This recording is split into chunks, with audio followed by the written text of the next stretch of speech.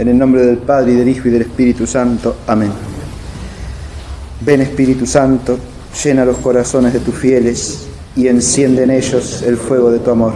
Envía, Señor, tu Espíritu, y todas las cosas serán creadas.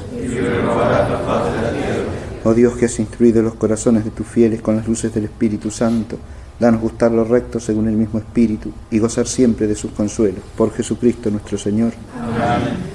Santa María, Madre de Dios, sede de la sabiduría, en el nombre del Padre, y del Hijo, y del Espíritu Santo. Amén.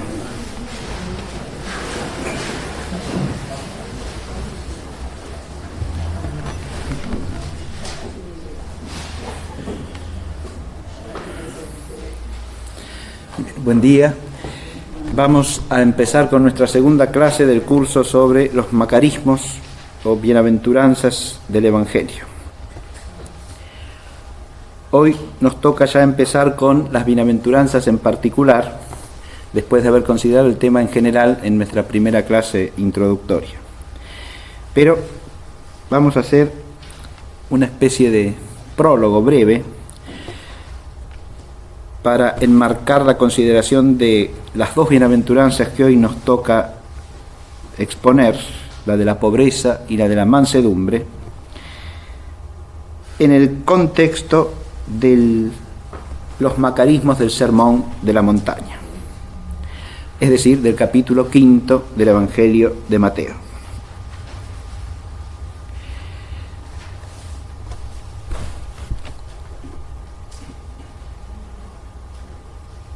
Tres puntos quiero señalar solamente. El primero,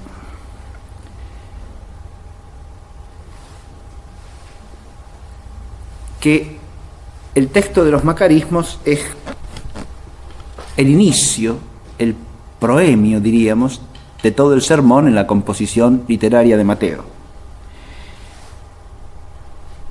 Esa posición y la pertenencia al marco del Sermón de la Montaña nos permite profundizar algo que dijimos en la primera clase, a saber, que las bienaventuranzas pertenecen a la esencia misma del cristianismo.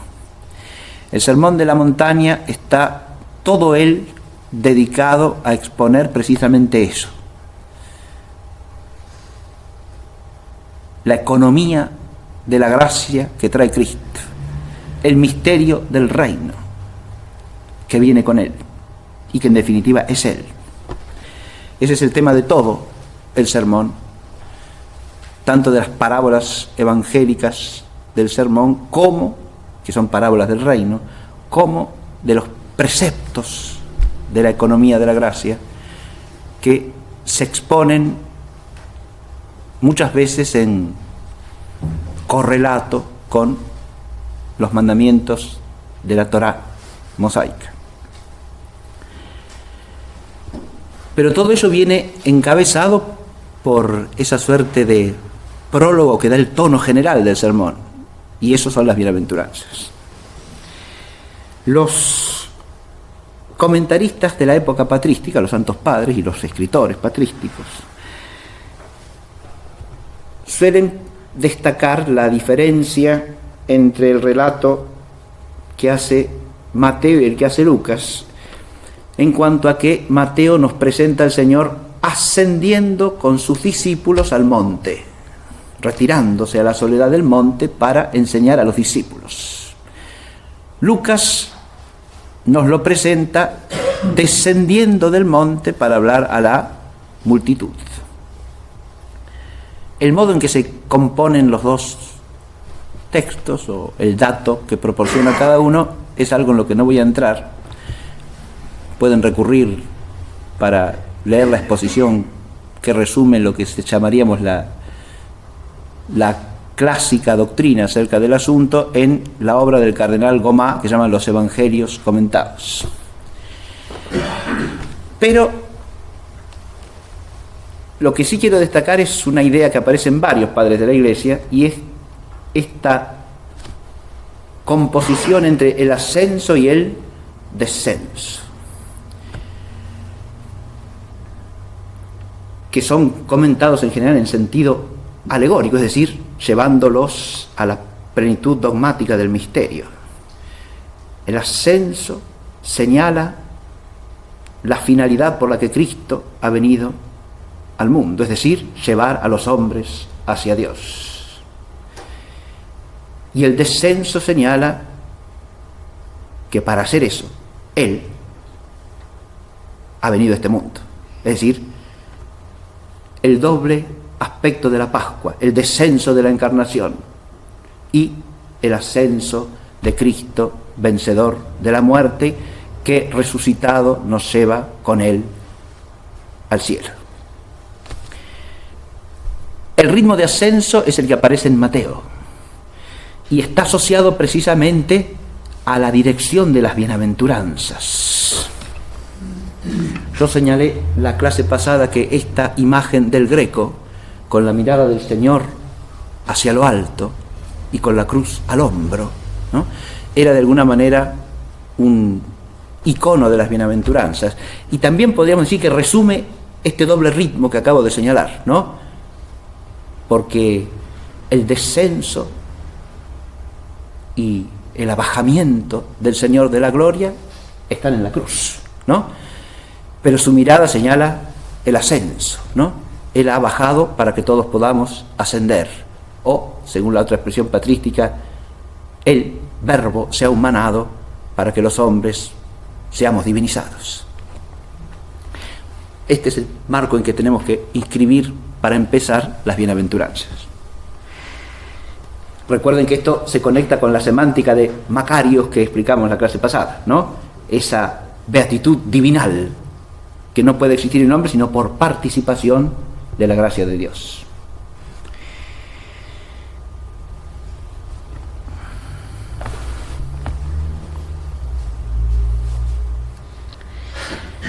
El segundo punto que quería señalar es el de los macarismos y la beatitud, retomando también algo que expliqué en general la clase pasada.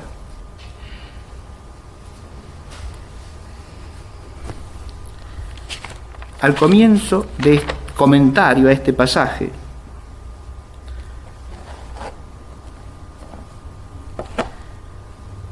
en la magna obra de Cornelio a Lápide, ¿no?, al que yo siempre recurro cuando hay que estudiar algún texto bíblico. Yo empiezo por acá, ¿sí?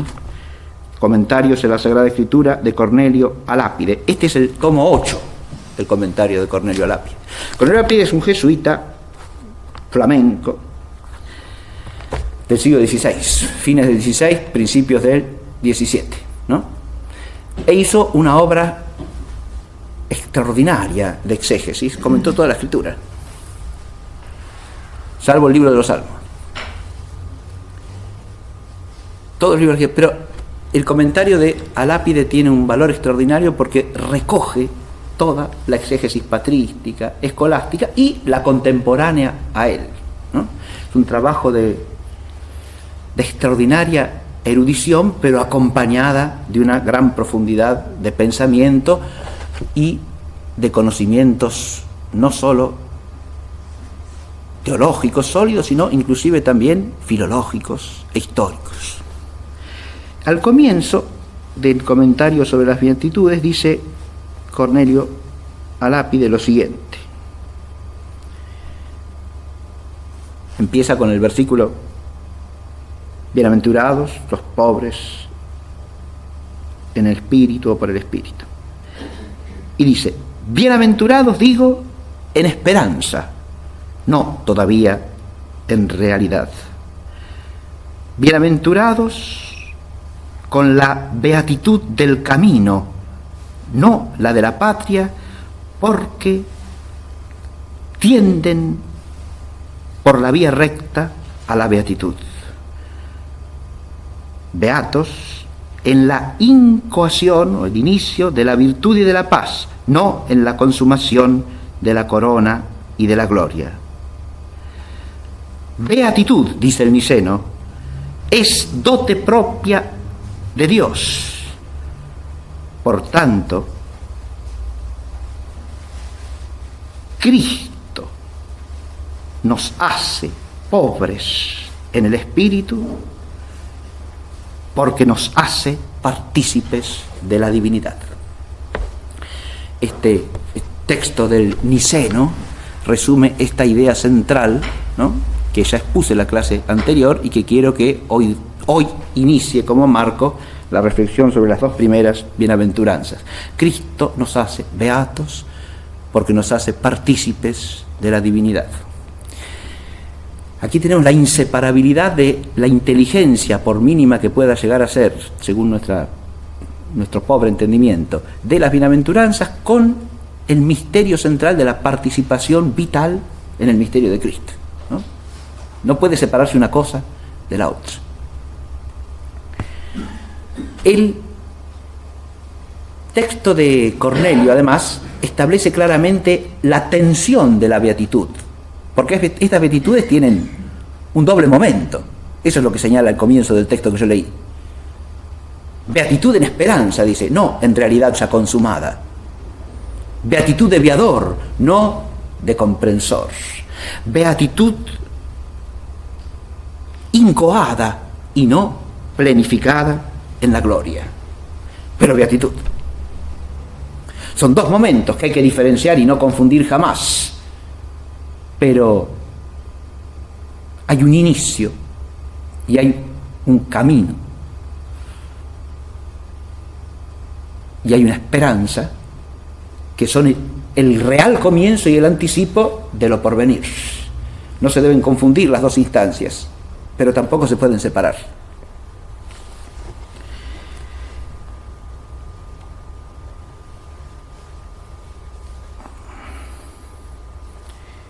Señala también a Lápide una cosa que es interesante y que puede dar lugar a reflexión muy profunda, pero yo solo la quiero indicar. Dice que el Señor empieza el Sermón de la Montaña con una beatitud, con un macarismo, igual que como empieza el libro de los Salmos. Y es así.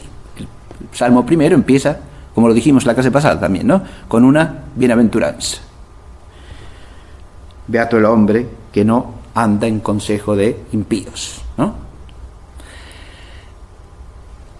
Este paralelismo es muy interesante porque complementa el otro que suele hacerse el Sermón de la Montaña con Moisés que sube al monte y recibe la Torá, ¿no? En realidad, en este Moisés que sube al monte, Cristo que sube al monte con los discípulos, hay un paralelismo y una diferencia profunda, ¿no?, que alcanza su culminación en la reflexión de Pablo sobre la relación entre la ley y la gracia.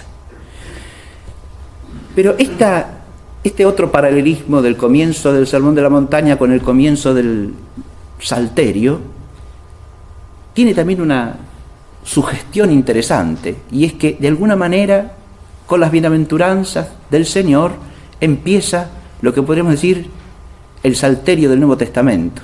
O sea, que estas bienaventuranzas son como un cántico de la alianza nueva y eterna, ¿no?, que plenifica la de la antigua y le da su sentido completo.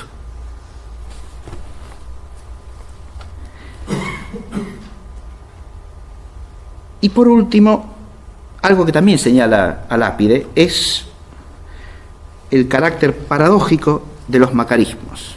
Yo voy a leer el texto de él y nada más. Estas 8 beatitudes son como 8 paradojas del mundo.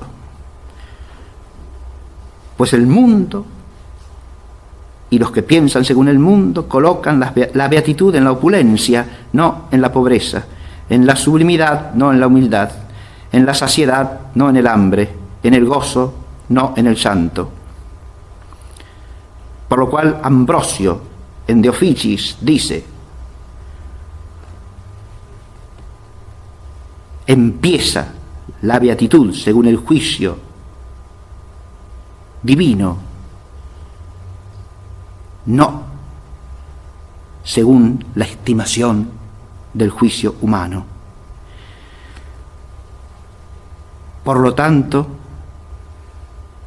Cristo aquí hace estulta a la sabiduría del mundo, como dice el apóstol en la primera a los Corintios. Este es el otro aspecto que quería destacar para comenzar, ¿no? Este carácter paradójico, esta trascendencia que tiene la sabiduría divina respecto de cualquier pensamiento humano. Y sin advertir lo cual, no podemos tampoco entrar en el camino de las beatitudes evangélicas.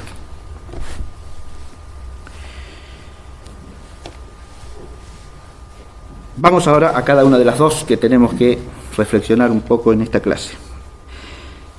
Primero, la beatitud de la pobreza. Beatos los pobres, dice el texto de Lucas, beatos los pobres en el espíritu, por el espíritu, en relación al espíritu. En realidad, en cuanto al espíritu, sería la traducción más literal, es un dativo de relación, digamos, que hay que ver si no es un aramaísmo. ¿Cómo se entiende ese en el espíritu? Todos los exégetas antiguos lo que señalan con toda claridad, y es indubitable, es que con esto Mateo no hace más que... Acá hay un problema importante, es si esa expresión es una aclaración mateana o pertenece al modo original de hablar del Señor. Y esto segundo no hay por qué negarlo en absoluto, por más que hay una serie de exégetas, sobre todo modernos, que sostienen que la versión de Lucas es la primitiva. Primero que nada, el hecho de que sea más simple o más escueta no significa necesariamente que sea más primitiva. La transmisión del texto además puede obedecer a dos maneras de hablar distintas del propio Señor Jesucristo. Es decir, Él pudo haber hablado de lo mismo dos veces distintas, de distinto modo, fácilmente también. Eso también es perfectamente posible, como señalan muchos exégetas. Pero además, en ese modo de hablar que está reflejado en el comienzo de las bienaventuranzas en el Sermón del Monte de Mateo, hay un modo de hablar que aparece en otros textos de palabras del Señor en Mateo. Y Mateo, recordémoslo, es el más aramaísta de todos los evangelistas. Mateo muchas veces conserva el modo de hablar del arameo que en griego no tiene mayor sentido. Basta recordar, por ejemplo, la expresión "en el nombre de", que aparece en la fórmula bautismal, y que aparecen otras palabras del Señor, y que en griego helenístico no hace sentido alguno, es incomprensible. Solamente se puede entender en base al sustrato arameo leshem. Pero el griego de Mateo conserva el giro arameo pasándolo al griego, ¿no? Digo esto para situar el tema de si es la versión original o no, pero de todas maneras hay algo en lo que coinciden los exégetas sin vacilación, y es que lo que hace Mateo acá no es dar otra versión. Yo hice alusión a la idea de Dupont en su estudio sobre bienaventuranzas, de que la versión de Lucas indica una pobreza más bien material, mientras que la de Mateo una pobreza espiritual. Eso tampoco es ni seguro ni necesario exegéticamente, más aún yo diría que en mi opinión es incorrecto. No hace otra cosa Mateo que aclarar el sentido propio del término pobre, al decir pobre en relación al espíritu. En realidad, ese en relación al espíritu, ¿qué significa? Si uno va de nuevo a la exégesis patrística, y es donde hay que ir, en mi opinión, siempre para empezar a entender las cosas, hay tres maneras de entender ese en relación al espíritu. Pobre en relación al espíritu porque, dicen algunos padres, no se trata de que el sujeto de la pobreza sea el hombre en su aspecto material, sino el espíritu del hombre. Es una pobreza como cualidad del espíritu. Primera forma de entender. Afecta al pensamiento, a la voluntad, y en ese sentido es en relación al espíritu. Entiéndase que ahí sería el espíritu del hombre que es proclamado bienaventurado, ¿no? Una segunda interpretación es por la fuerza del espíritu. Es decir, es una explicación causal, ¿no? No se refiere a la sede de la pobreza, sino se refiere a quién la causa, que es el Espíritu de Dios. Es perfectamente posible desde el punto de vista exegético, porque el griego dice to pneumati, o sea que está articulado el espíritu, en el que se puede entender perfectamente del espíritu divino como espíritu vivificador, aunque no se entienda en relación a la tercera persona de la Trinidad, pero sí en el sentido bíblico veterotestamentario del Espíritu de Dios, del Ruach Yahvé, que es la fuente de toda vida, ¿no? Entonces, es pobre porque el Espíritu vivificante lo hace así. Por la virtud del Espíritu, diríamos. Pobre por virtud del Espíritu, por la fuerza del Espíritu. Y la tercera manera de entenderlo sería una que expone con toda claridad, haciendo una reflexión espiritual, San Francisco de Sales, pero que aparece también ya en la exégesis patrística. Pobre en relación al Espíritu en cuanto el Espíritu, de nuevo el Espíritu divino, es aquello de lo que ese se reconoce indigente. O sea, pobre ante Dios y en relación a Dios. Esa pobreza ya está relacionada al espíritu en el sentido de que el sujeto de la pobreza, fíjense, el pobre es aquel al que le falta algún bien, ¿no?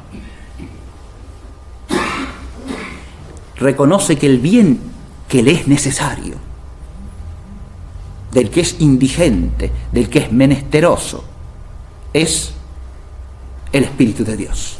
Este sería el tercer sentido, ¿no? Pobres. Primero sería pobres en el corazón, ¿no? El segundo, pobres por la fuerza del Espíritu Divino. El tercero, pobres en presencia del Espíritu Divino. Aproximadamente. Conceptualmente esos tres sentidos no se excluyen en modo alguno. Más aún, conviene entenderlos en conjunto. Porque esa pobreza que se da en el corazón, ¿en qué consiste? En reconocerse pobre delante de Dios, indigente del bien divino, menesteroso del bien de Dios. Y que el hombre se experimente así, ¿procede del don de Dios o no? Clarísimamente, ciertamente que sí, no puede ser de otra manera. De manera tal que, lejos de ser excluyentes, estos matices de significación se pueden integrar perfectamente desde el punto de vista conceptual, y hay que integrarlos.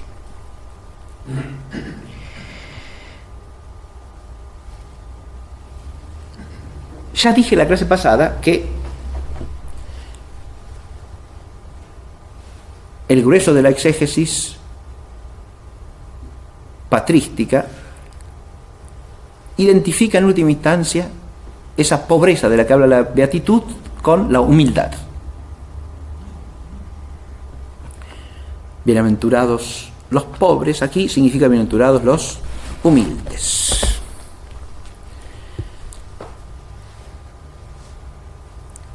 La humildad sería la clave de interpretación de la pobreza, aludiendo a la humildad como actitud espiritual del hombre delante de Dios.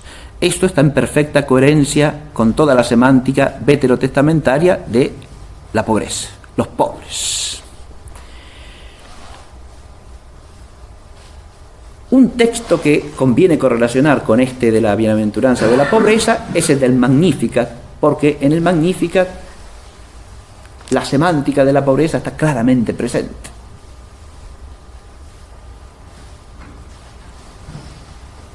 ¿A partir de qué? De la humildad que Dios ha mirado, ¿no? La humildad de su sierva.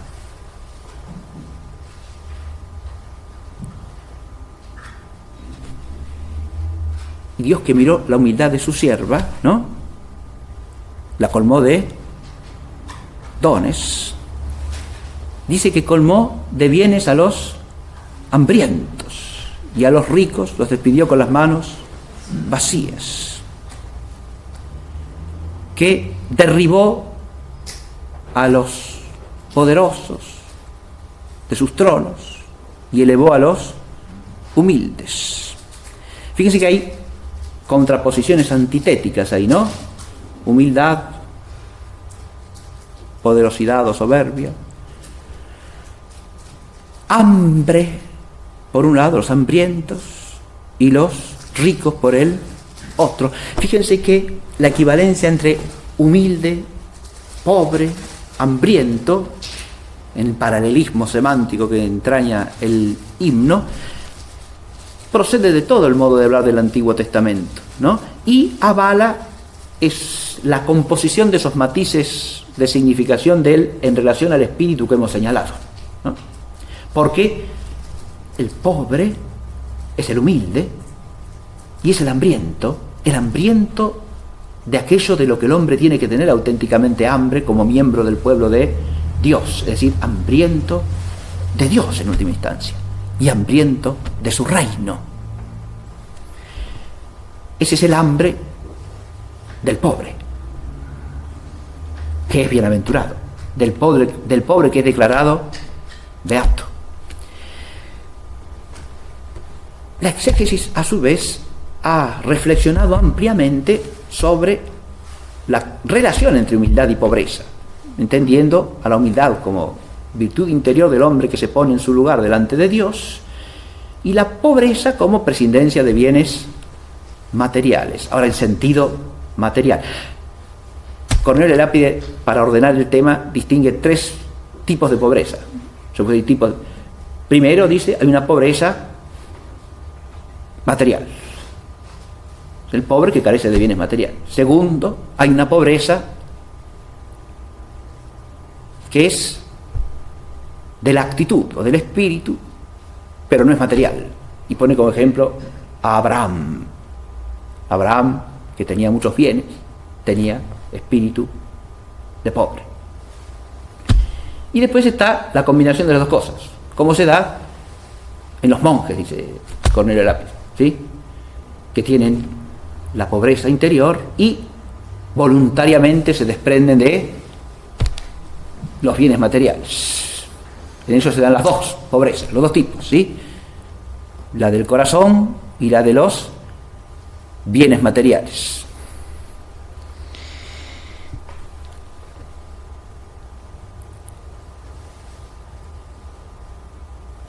¿Cuál es el vínculo entre pobreza en sentido material y pobreza en el sentido espiritual?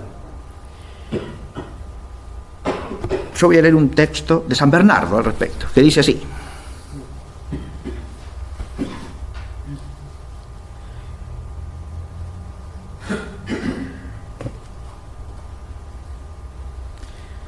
vosotros, insensatos hijos de Adán, buscáis las riquezas, deseáis riquezas incluso hasta ahora, cuando la beatitud de los pobres ha sido divinamente revelada y predicada al mundo y creída por los hombres. Búsquelas el pagano que vive sin Dios, búsquelas el judío que acepta las promesas terrenales. Pero ¿con qué cara o con qué mente buscará un cristiano las riquezas después que el Señor Jesucristo ha predicado y proclamado beatos a los pobres? Este texto de San Bernardo nos ubica en un aspecto fundamental del vínculo entre humildad y pobreza.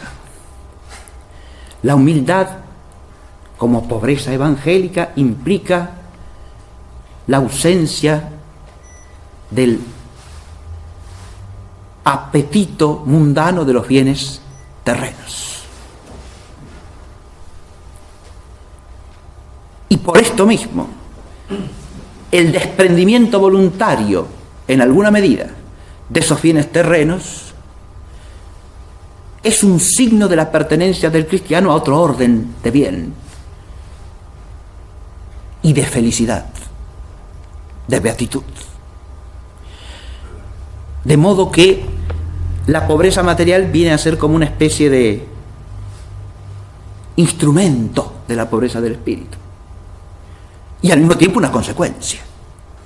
porque el que tiene corazón de pobre no anda detrás de las riquezas del mundo, es una consecuencia. Pero es un instrumento también en cuanto prescinde voluntariamente del afán de los bienes materiales, de la preocupación centrada en los bienes materiales, del apetito, no digamos ya de la avaricia, pero del apetito meramente mundano de los bienes temporales.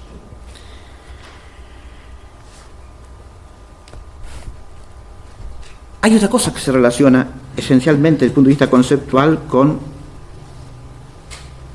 De ahí, no dije una cosa que es importantísima. De ahí el consejo de la pobreza como consejo de perfección evangélica, ¿no? Hay otra cosa que se vincula con la pobreza y es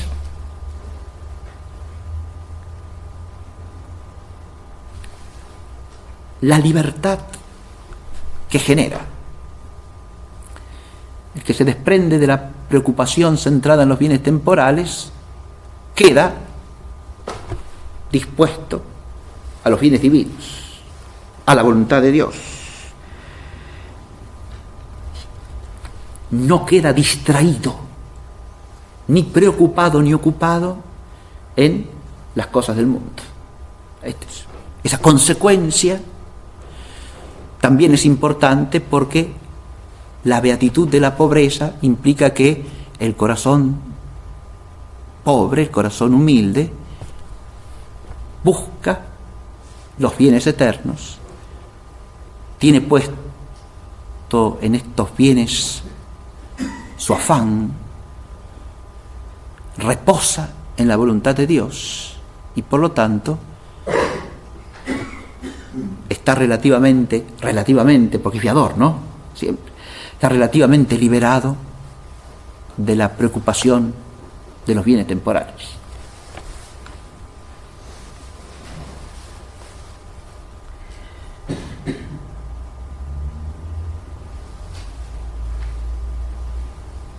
Dice Gregorio de Niza a este respecto: ¿quién es pobre de espíritu o de corazón, de espíritu? ¿Quién permuta la opulencia corporal por las riquezas del alma? ¿Quién es pobre por causa del espíritu? El que se libera como de una carga de las riquezas terrenas, de modo que queda como arrebatado en lo alto y dice, como el apóstol, que tiende en la nube junto con Dios a través de las cosas celestes.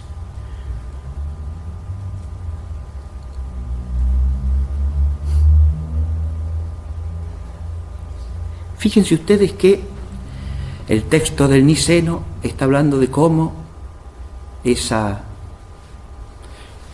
Les hago notar que en el texto del Niceno el tos pneumati está interpretado de dos maneras distintas sucesivamente, ¿no? Él usa dos fórmulas griegas distintas que hay que traducir distintamente, ¿no? En un primer caso se refiere al corazón de pobre y en otro a la pobreza por causa del espíritu. Pero lo que dice es que el que está así desprendido vive ya de alguna manera en las cosas celestes, ¿no? En la realidad del cielo. A este respecto menciona también Cornelio Lápide el ejemplo de San Simeón el Estilita.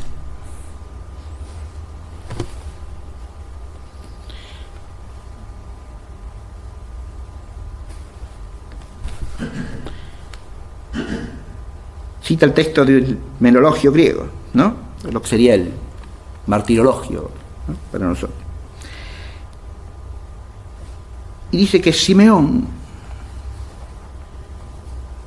que estaba paciendo ovejas, cuando oyó las beatitudes,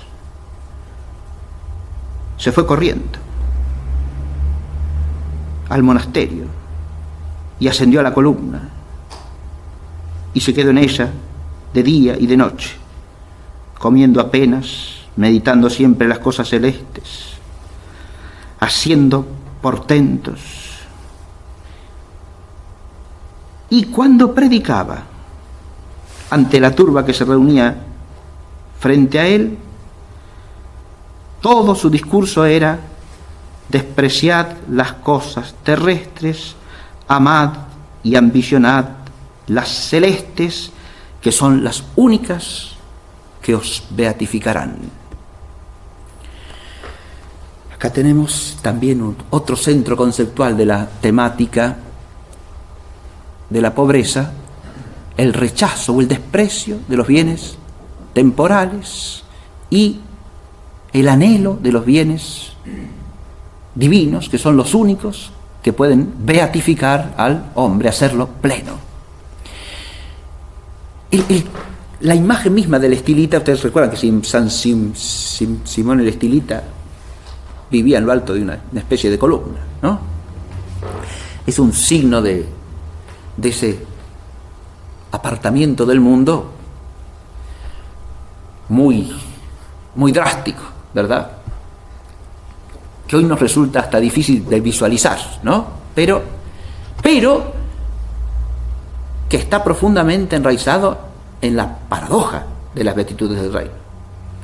Si uno las beatitudes del reino las diluye hasta acomodarlas al mundo, desaparecen.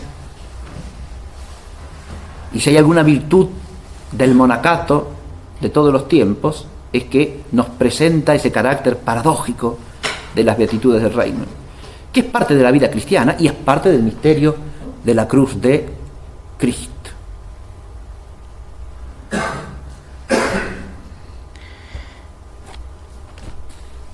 Yo no hablé nada de la terminología, que era el primer punto, pero digo una cosita nomás. La palabra griega del Evangelio es ptohoi, ¿no? Makarioi ho ptohoi to pneumati. Ptohoi, adjetivo en singular en griego, es ptohos. ¿Qué quiere decir ptohoi en griego? La traducción exacta no es pobres. Ptohoi quiere decir literalmente mendigos, los que mendigan.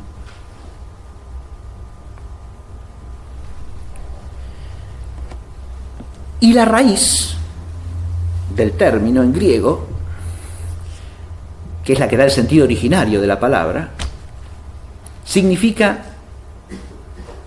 el que se avergüenza, el que se esconde.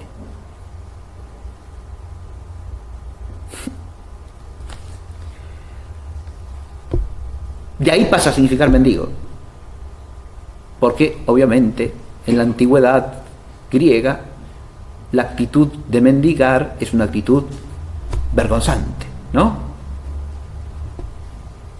Que avergüenza. El mendigo no anda exhibiéndose por ahí, no. Se esconde en la medida de lo posible. Se oculta. Es interesante advertir este matiz de la palabra, porque si nosotros traducimos beatos los mendigos, ¿no? La bienaventuranza, el macarismo, adquiere un relieve particular, ¿no? El mendigo es el que no solo se sabe pobre, sino que se sabe dependiente, ¿no? Del otro. Y además tiene la humildad de que pide lo que necesita. Si eso lo trasladamos a la esfera de la vida espiritual, refleja perfectamente el tercer matiz que expliqué de pobreza de espíritu, ¿no? Es decir, la actitud del hombre como mendigo delante de Dios, que es como el núcleo semántico de esta bienaventuranza. Bienaventurados los mendigos del espíritu.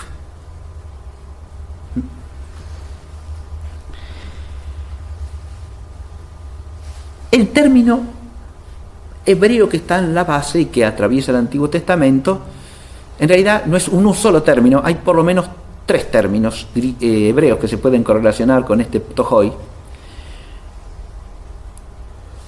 Cornelio Arápide menciona primeramente el que significa mendigo en hebreo, ¿no? Que es rashim, del verbo rashish, que es mendigar. Y correlacionado, y este aparece también en el Antiguo Testamento. Y el otro término correlacionado es el que significa pobre, ¿sí? Ani. Y hay otra palabra muy parecida en hebreo, anu, que significa no pobre, sino sufrido, paciente. Pero esa más bien es la que está en la raíz de la segunda bienaventuranza.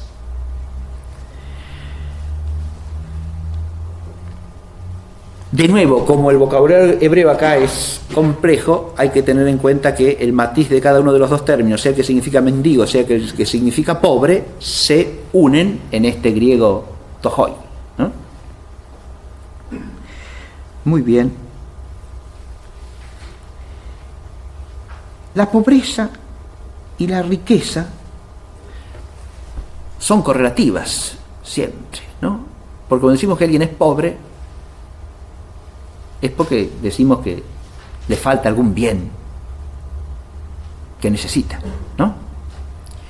Y ese bien sería, si se posee con cierta abundancia, la riqueza, ¿no? O ese bien es la riqueza que está faltando al pobre. Ahora, la bienaventuranza de la pobreza implica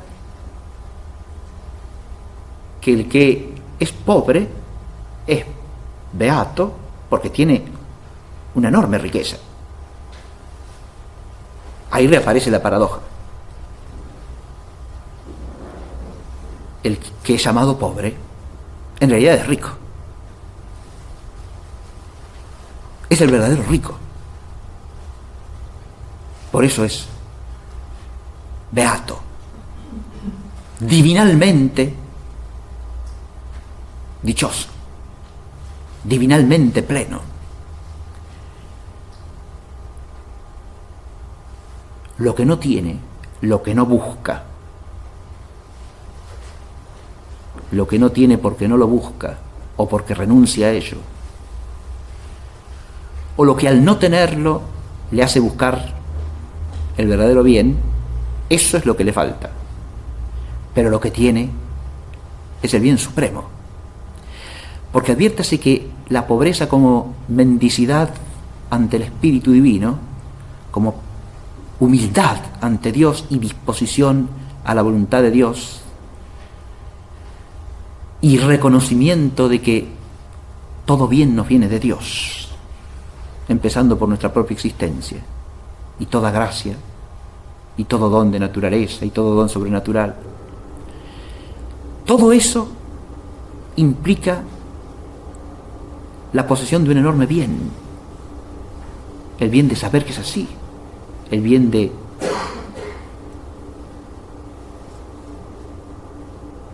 vivir desde esa verdad y de ubicarse en relación con Dios en esa verdad, y en última instancia el bien del amor de Dios. Acá viene el vínculo de esta bienaventuranza con la caridad, que es el vínculo de la perfección, ¿no? Y lo que nos diviniza formalmente.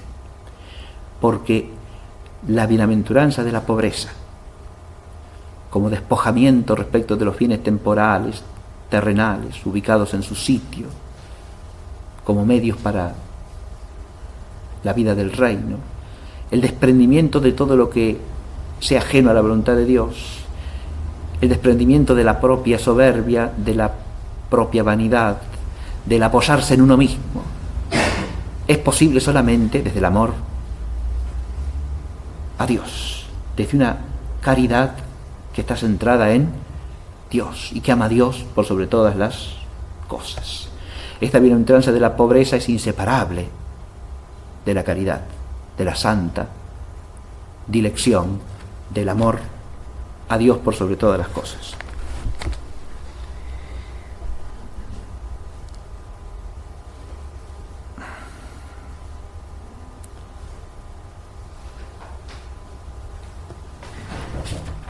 Dice el texto de Mateo que divinalmente beatos son los pobres porque de ellos es el reino de los cielos.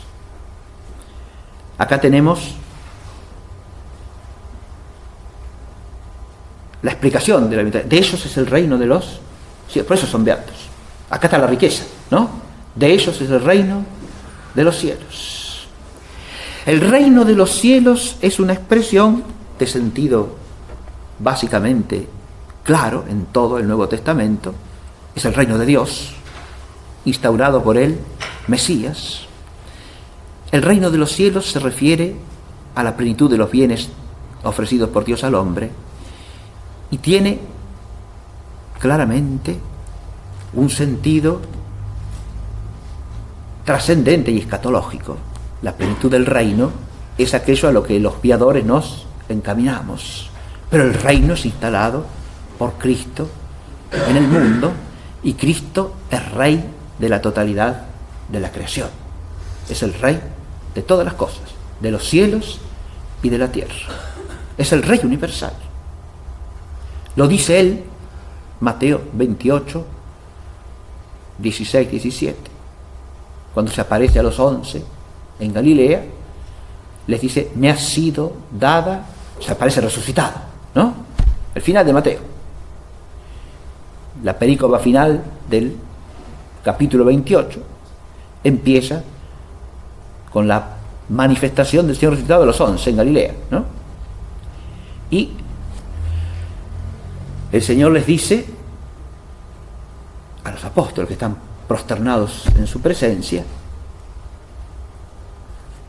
me ha sido dada toda soberanía en el cielo y en la tierra. Adviértese que la expresión se refiere a la realeza de Jesucristo en su humanidad resucitada, obviamente porque la realeza que tiene como Dios no le ha sido dada, claramente, ¿no? No se puede aplicar a la realeza de Jesucristo en cuanto a Dios. Se refiere a su realeza en cuanto a hombre. Es una misma realeza, sí, pero estamos hablando acá de la condición regia de su humanidad resucitada, ¿no? Esta realeza es realeza de la que participamos los cristianos por la gracia del bautismo.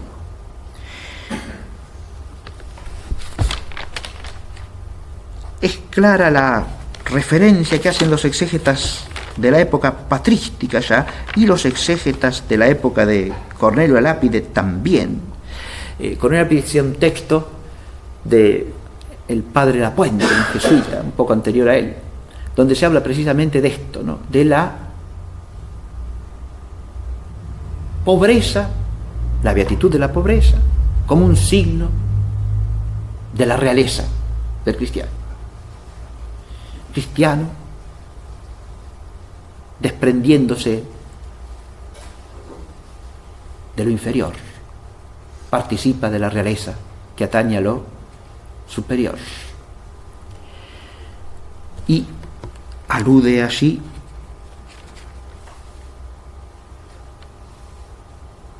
a la expresión paulina, ¿no? Referida a que, siendo indigente de las cosas del mundo, se posee la realeza del reino. El reino de los cielos es la riqueza a la que había aludido, ¿no? Es la única riqueza beatificante para los hombres y es en virtud de que les pertenece, es suyo, como don, entiéndase, no como propiedad por sí mismos. El reino de los cielos es el fundamento de la beatitud de los pobres. Nos queda la mansedumbre, para ser breve.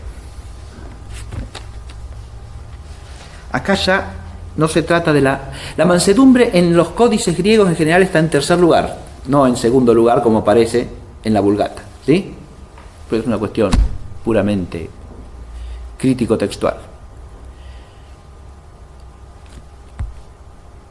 La mansedumbre obedece a la expresión griega praeis. El adjetivo praeis significa en griego eso, manso, pacífico, benigno, apacible, ¿no? Manso, pacífico, apacible.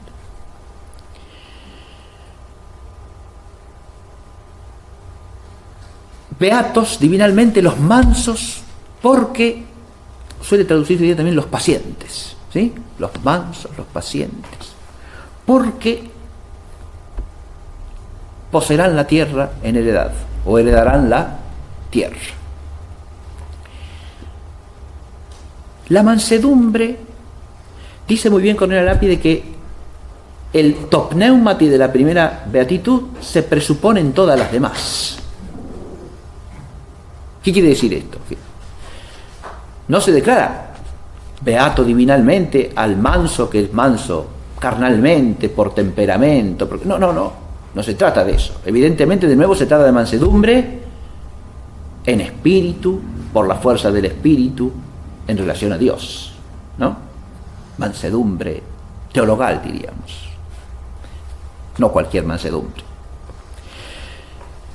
Y lo mismo cuando se habla del llanto, otra cosa, tal cual, ¿no? No son divinalmente beatos los que lloran de cualquier manera, o los que lloran por motivaciones meramente humanas, no, claro. Y así es correcto esto que dice Cornelio Lápide. Lo que está aclarado en la primera beatitud hay que entenderlo para todas, y es así, porque es toda la beatitud, toda beatitud es en espíritu, por el espíritu o en virtud del espíritu y en relación al espíritu divino. Si no, no es beatitud. Mansedumbre, el término hebreo acá es el que ya habíamos dicho, el que estaría en el trasfondo, anu, que significa paciente, sufrido, manso.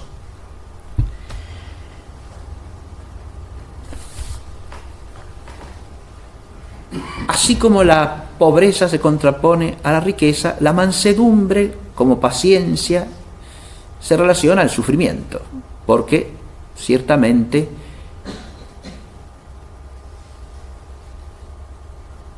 podríamos pensar simplemente la mansedumbre como disposición temperamental, como dije, ¿no? Aún en un animalito, decimos que es manso porque no es agresivo, porque no ataca, porque no es violento, ¿no? Pero en el sentido del Antiguo Testamento, lo que podemos traducir como mansedumbre o carácter manso se asocia constantemente al sufrimiento. ¿Por qué? Porque la mansedumbre está profundamente vinculada a la paciencia ante la adversidad, ante el dolor, ante las afrentas, ante las injurias, ante los males que le sobrevienen a uno, ¿no? Por eso mansedumbre, sufrimiento y paciencia configuran también un arco semántico que es el que hay que tener en cuenta para ubicar la mansedumbre en sentido bíblico.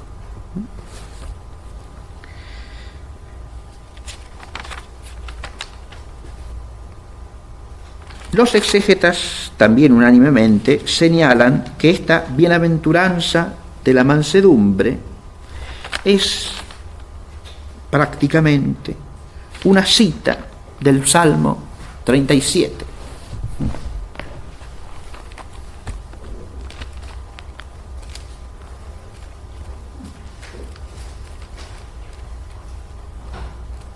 Que dice así: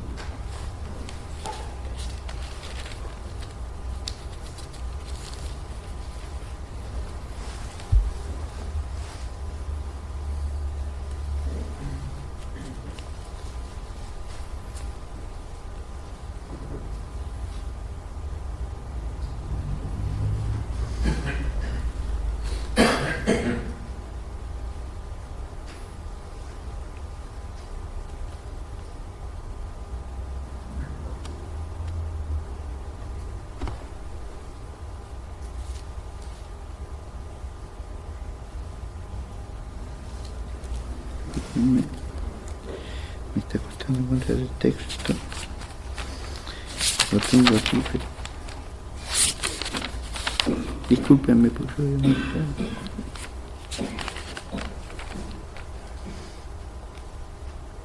¿Dónde está?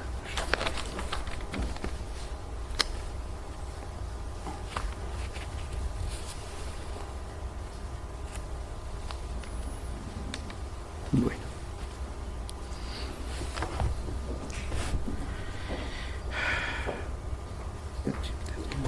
Muy bien.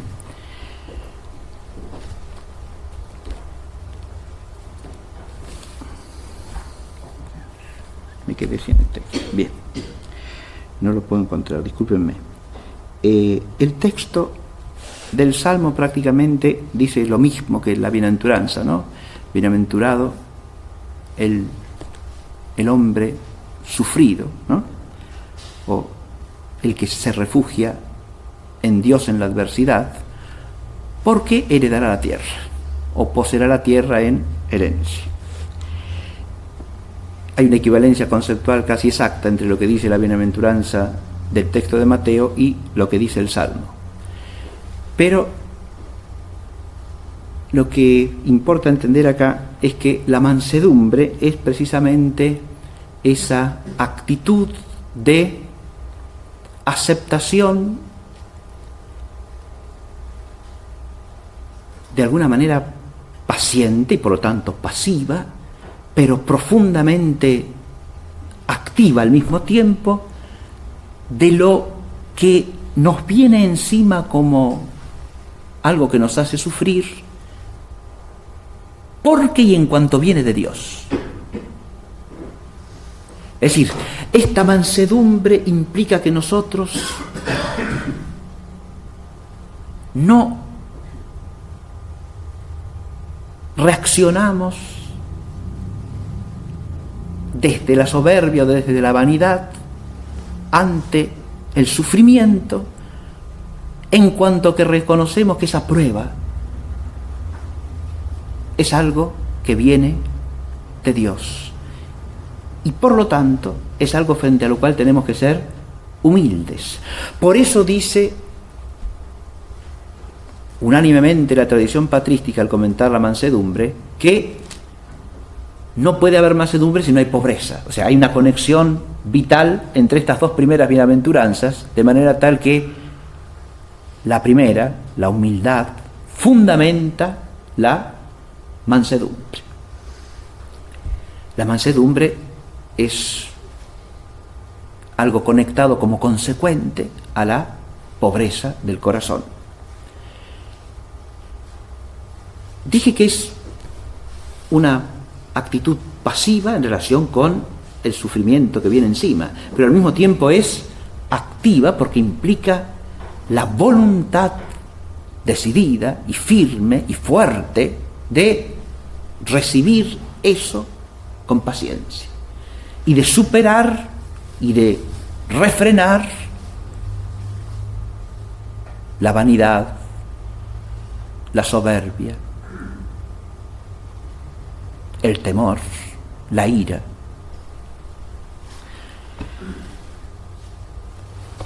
La mansedumbre, por lo tanto, va profundamente ligada a la paz, al sosiego.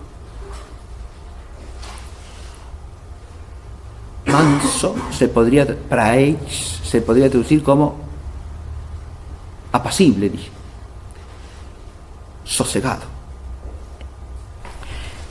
La mansedumbre es también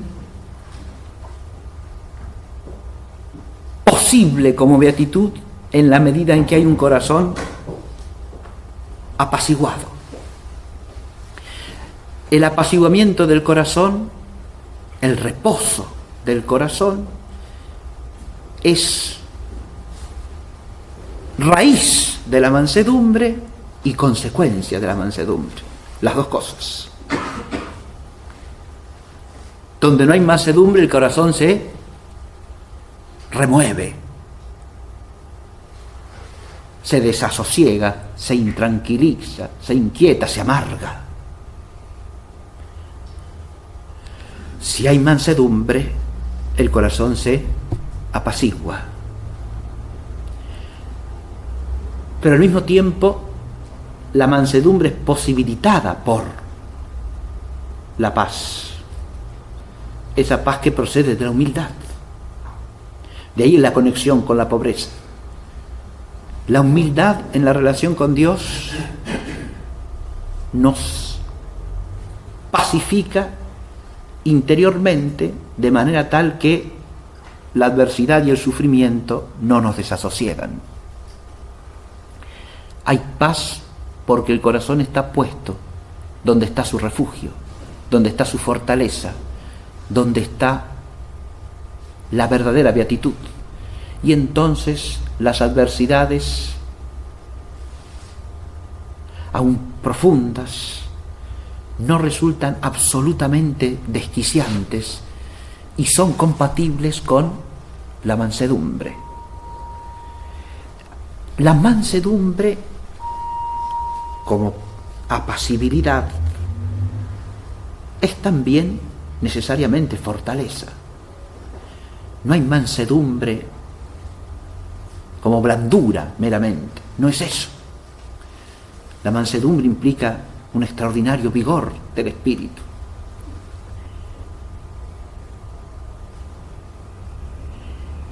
Acá tenemos que tener en cuenta que el bienaventurado de la mansedumbre es el que heredará la tierra. La herencia de la tierra es otra manera de decir la posesión del reino. Claro que sí, obviamente, porque la tierra heredada es primero que nada la tierra de la promesa, ¿no? Tipo del reino. La tierra de la promesa es tipo bíblico del reino de Dios.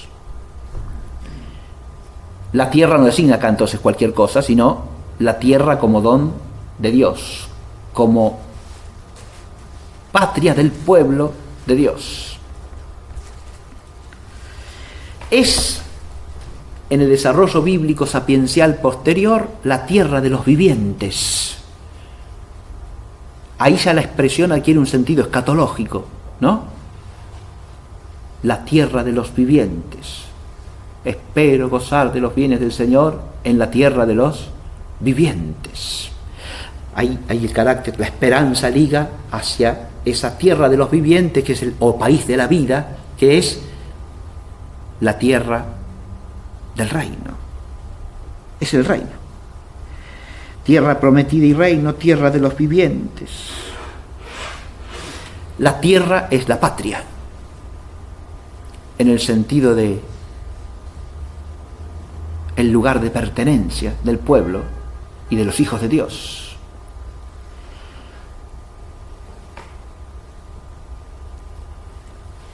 Fíjense que cuando hablamos de la patria terrena y de la patria celestial, estamos haciendo alusión a una dualidad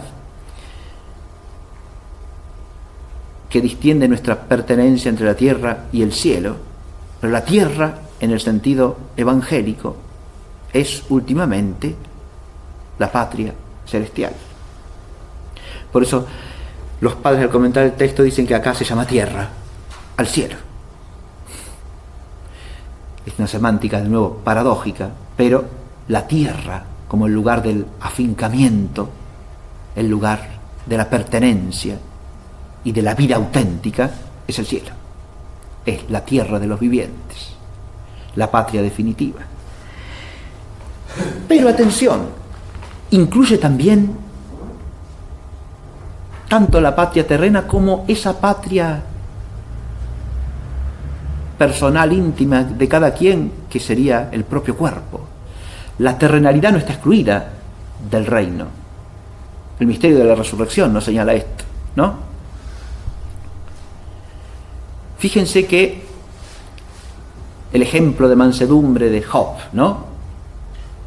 El paciente por excelencia. Job va siendo despojado de los bienes, ¿no? Progresivamente. Hasta que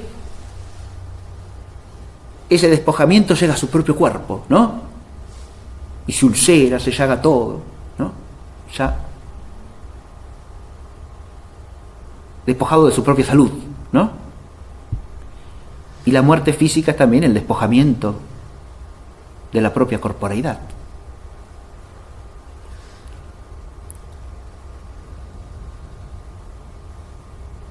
Ese despojamiento progresivo del hombre, ese despojamiento es también término de la mansedumbre, en sentido evangélico. Probablemente la más difícil mansedumbre, ¿no? La más ardua, porque, claro, cuando lo sentimos en el propio cuerpo o en las personas más cercanas a nosotros, que son de alguna manera como nuestro propio cuerpo. El despojamiento es una laceración profunda, radical, diríamos así, ¿no? Y ahí es donde la mansedumbre evangélica se manifiesta en su extremo más agudo, diríamos así, ¿no? La mansedumbre de recibir en la humildad la voluntad de Dios y recibir la paz de Dios en relación con ese despojamiento que es un camino hacia la plenitud definitiva. De nuevo esto nos lleva a ese icono que he querido poner aquí como fondo de toda esta clase, ¿no? En el cual la cruz, abrazada por el Señor, es el lugar de nuestra heredad, ¿no? Pero unida a una mirada que se tiende a la patria celestial, en la que la tierra, fíjense, el cuerpo, la patria terrena también, ¿no? Está ese tema patrístico del juicio de las naciones, ¿verdad? La patria terrena también queda incorporada. Todo lo temporal, en la medida en que se vive en la mansedumbre del reino, alcanza su rostro definitivo en la tierra de los vivientes. Acá de nuevo se da la paradoja, ¿no? De la mansedumbre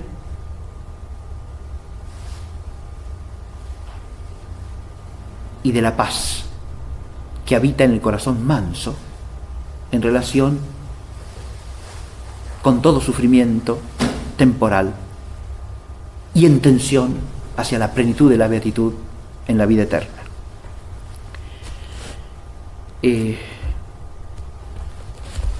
Con relación a la mansedumbre, yo quería leer un textito y con eso ya terminamos la clase. En relación a la pobreza, me hubiera gustado leer, lo tenía aquí abierto, pero se los encomiendo a ustedes, la lectura de los grados de humildad en la regla de San Benito, ¿no? Ya nada más que el comienzo. Son los 12 grados de humildad, ¿no? Es un texto clásico, ¿no?, de la espiritualidad monacal, pero desprendiéndolo de lo que tiene de específicamente monástico, dice cosas que son de toda vida cristiana. Y el comienzo es así, ¿no?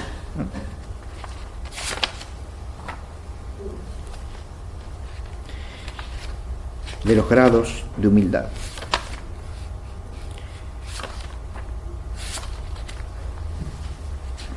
El primer grado de humildad es que el monje mantenga siempre ante sus ojos el temor de Dios y evite por todos los medios echarlo en olvido.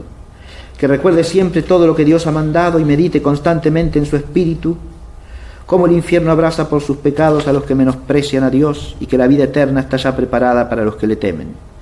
Y absteniéndose en todo momento de pecados y vicios, esto es, en los pensamientos, en la lengua, en las manos, en los pies, en la voluntad propia y también en los deseos, tenga el hombre por cierto que Dios le está mirando a todas horas desde el cielo, que esa mirada de la divinidad ve en todo lugar sus acciones y que los ángeles dan cuenta de ellas a cada instante.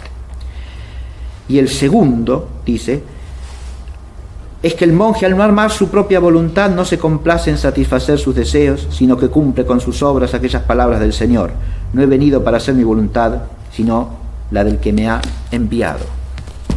Y con respecto a la mansedumbre, un texto que probablemente conocen ustedes, pero que viene bien leer. Cierto día, se refiere a San Francisco, ¿no? Al bienaventurado Francisco, estando en Santa María, llamó al hermano León y le dijo: hermano León, escribe. Este le respondió: ya estoy listo. Escribe, le dijo, cuál es la verdadera alegría. Llega un mensajero y dice que todos los maestros de París han venido a la orden. Escribe, no es verdadera alegría. Y también que han venido a la orden todos los prelados ultramontanos, arzobispos y obispos, que también el rey de Francia y el rey de Inglaterra. Escribe, no es verdadera alegría. Igualmente que mis hermanos han ido a los infieles y han convertido a todos ellos a la fe, además que he recibido yo de Dios una gracia tan grande que curo enfermos y hago muchos milagros. Te digo que en todas estas cosas no está la verdadera alegría. Pues ¿cuál es la verdadera alegría? Vuelvo de Perusa y ya de noche avanzada llego aquí. Es tiempo de invierno, todo está embarrado y el frío es tan grande que en los bordes de la túnica se forman carámbanos de agua fría congelada que hacen heridas en las piernas hasta hacer brotar sangre de las mismas. Y todo embarrado, helado y aterido me llego a la puerta y después de estar un buen rato tocando y llamando, acude el hermano y pregunta, ¿quién es? Yo respondo, el hermano Francisco. Y él dice, largo de aquí, no es hora decente para andar de camino, aquí no entras. Y al insistir yo de nuevo contesta, largo de aquí, tú eres un simple y un bobo, ya no vas a venir con nosotros. Nosotros somos tantos y tales que no te necesitamos. Y yo vuelvo a la puerta y digo, por amor de Dios, acogedme por esta noche. Y él responde, no me da la gana, vete al lugar de los crucíferos y pide allí.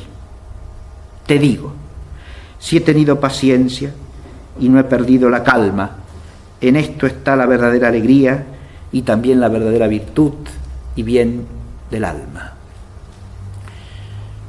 Estas dos bienaventuranzas están unidas y quizá eso se debe a la alteración de orden de la Vulgata en las palabras del Señor en Mateo capítulo 11.